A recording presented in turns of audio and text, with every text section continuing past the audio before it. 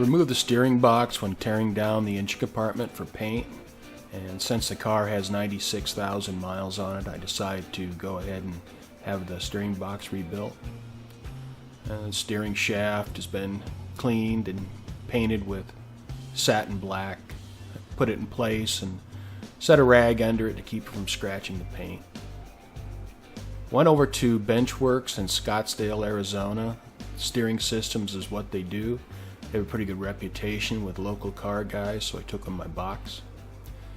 And my box is a 2.5 turn lock-to-lock quick ratio box, so none of that hardware needed to be changed. But I wanted the control valve upgraded so the steering box had more of a modern car feel to it. The input shaft is a smaller diameter, so it required a different rag joint. And the pitman arm, it's the same pitman arm as the original one. I just couldn't get it off, so I asked them to pull it for me, and they did. Starting to get hot in Arizona. I'm feeling a little pressure to get the car to a point where I can put it away for the hottest summer months. When I broke the pitman arm loose from the drag link, the boot just disintegrated, so I needed to do something to retain grease. So I made a felt washer out of a furniture pad. Here's my box redone. Got the rag joint on it, the bolts cleaned and painted. Used my battery-powered impact to remove the pulley nut. And then I just have a cheap Harbor Freight gear puller, and it came off pretty easy.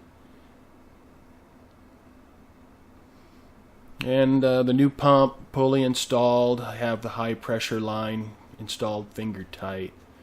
Kind of have everything laid out there to put into the car.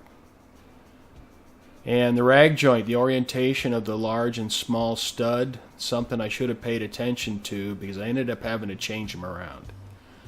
And here was the box installed. I have the steering shaft hooked up.